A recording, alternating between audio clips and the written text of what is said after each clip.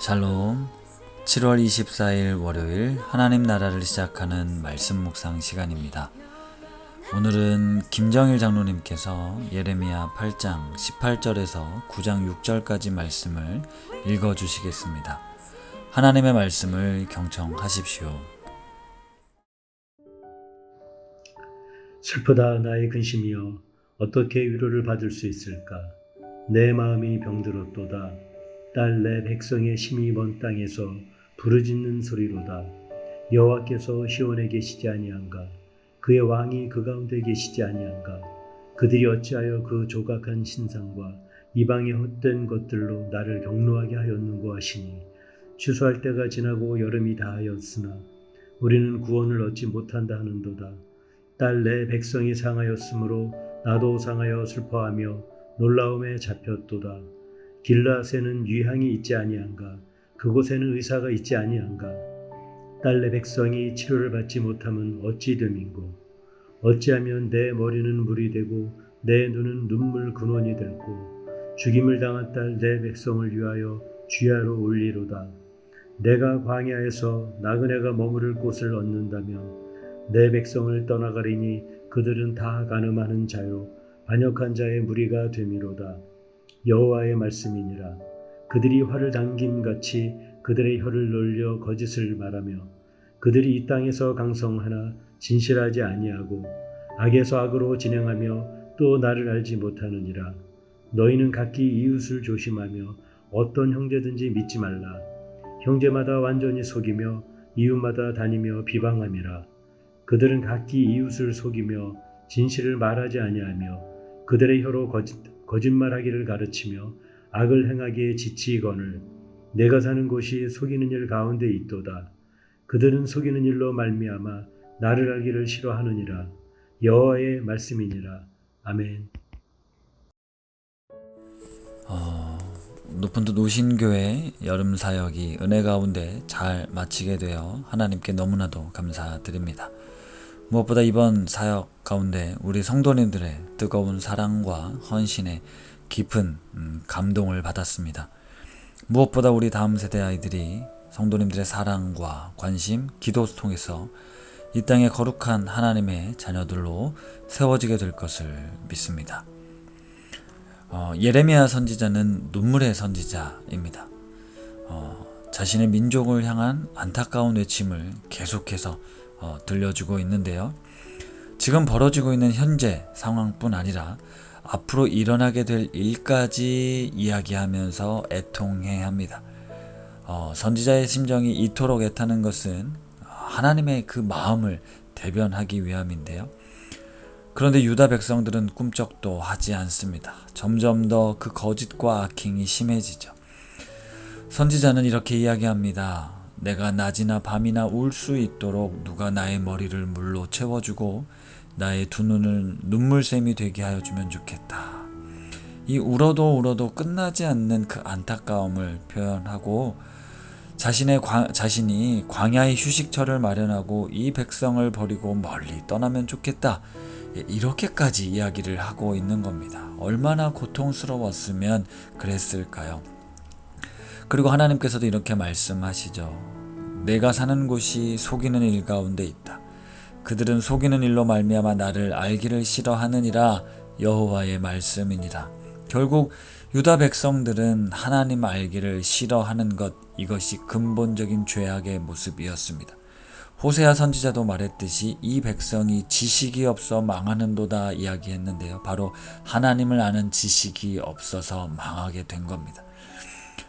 이번 tinju 수련회를 통해서 우리 최정훈 목사님, 우리 아이들에게 딱 한 가지, 하나님이 여러분을 얼마나 사랑하시는지 그것 하나만 알게 되기를 간절히 부르짖었습니다. 우리 아이들이 이 세상의 많은 지식들, 특히 4차 산업혁명 시대 이전에는 한 번도 경험해보지 못했던 새로운 지식과 기술, 그 속에 우리 자녀들이 살아내기 위해서 많은 것들을 배워야겠지만 그것보다 가장 근본적인 건 바로 하나님을 아는 지식, 하나님을 알고자 하는 갈망, 이것이 무엇보다 필요합니다. 오늘 이 말씀을 보면서 이런 생각을 했었습니다. 며칠 전 인천 송도에서 기도 대성회가 있었는데요. 한국교회 영적 대각성과 회개와 부흥을 위한 연합기도에 이 한 6천 명 정도의 성도들이 모여 함께 기도하는 시간을 가졌습니다. 우리 교회는 직접 참여하진 않았지만 몇몇 성도님들이 참여한 것으로 알고 있습니다. 정말로 나라를 사랑하는 마음으로 이 땅에 이 민족의 회복을 위해 기도하는 성도님들이 계시다는 것, 이것은 결코 무의미한 것이 아니다라는 생각을 오늘 한 번 더 해보게 됐습니다. 때로는 이런 일들이 우리가 기도한다고 해서 무슨 일이 일어나겠어? 무슨 의미가 있겠어? 라는 의구심이 들 때가 있습니다.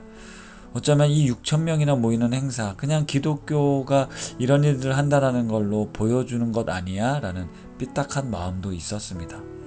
사실 저도 신앙생활 하면서 이런 집회에 참 많이 참여했었고 눈물로 기도했고 밤새워 기도도 해봤습니다. 하지만 돌아서고 나면 뭐가 달라졌지? 하는 모습들, 그리고 점점 더 악해져가는 모습을 보면서 어쩌면 실망감, 좌절감이 어떤 그런 경험들이 쌓여 있어서 더 그런 것 같습니다. 그런데 오늘 선지자의 외침을 보며 탄식을 보며 하나님의 마음을 품고 애통하며 부르짖는 이들이 필요하다는 사실을 깨닫습니다.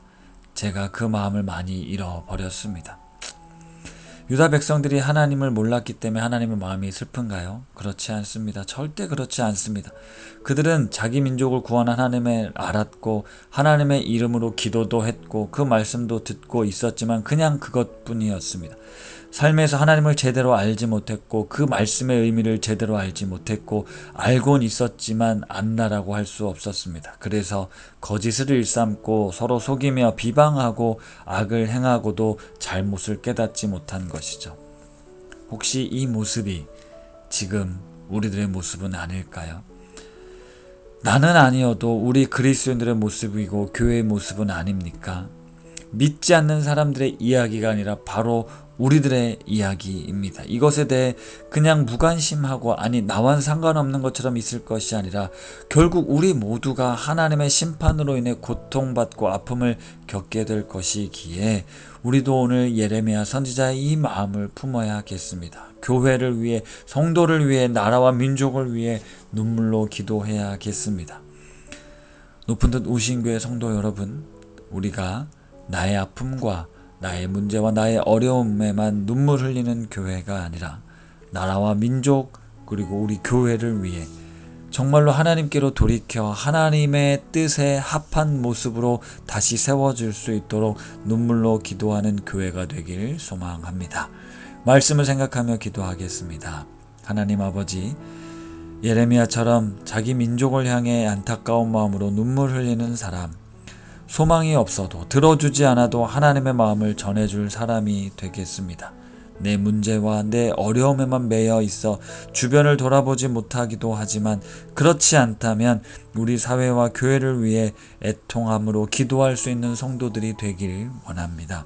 하나님께로 돌이키도록 하나님을 제대로 알고 믿을 수 있도록 성령 하나님 우리에게 이 애통하는 마음으로 이 나라와 민족과 교회를 위해 기도하게 하옵소서. 예수님의 이름으로 기도드립니다. 아멘. 오늘 김정희 장로님께서 보내주신 사연과 추천 찬양은 다음과 같습니다. 모세를 강물에 흘려보내며 엄마는 그 상자를 보고 눈을 감아도 보이는 아이와 눈을 맞추며 눈물을 흘리며 기도를 했습니다. 저도 딸들을 위해 간절히 기도를 드리곤 하는데요. 요괴벳의 노래를 들으며 이 가사에 나오는 기도를 드려봅니다. 우리 딸들의 삶의 참 주인이신 참 부모이신 하나님께 저의 삶을 맡겨드리며 이렇게 보내주셨습니다.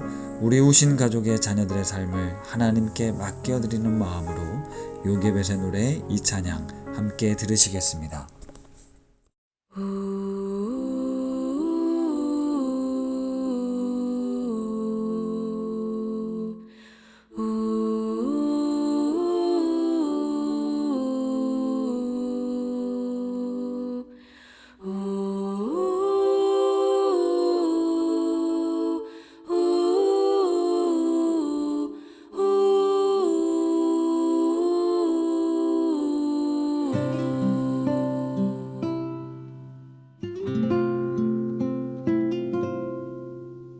작은 갈대 상자 물이 새지 않도록 역청과 나무진을 칠하네. 어떤 마음이었을까 그녀의 두 눈엔 눈물이 흐르고 흘러. 동그란 눈으로 엄마를 보고 있는 아이와 입을 맞추고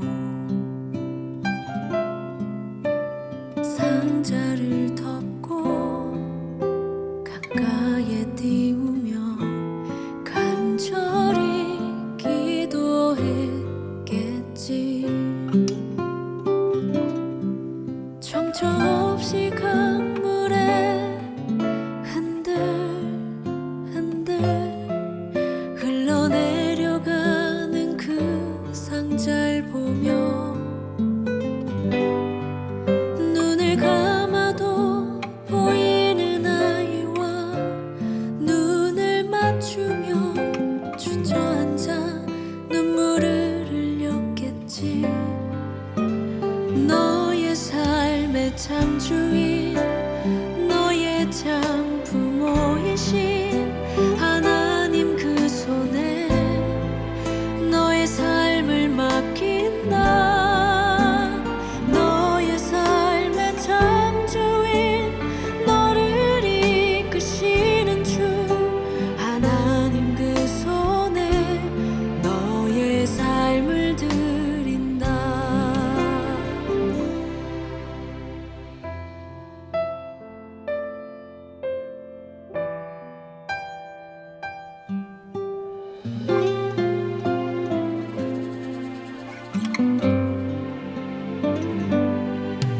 어떤 마음이었을까 그녀의 두 눈에 눈물이 흐르고 흘러. 정처 없이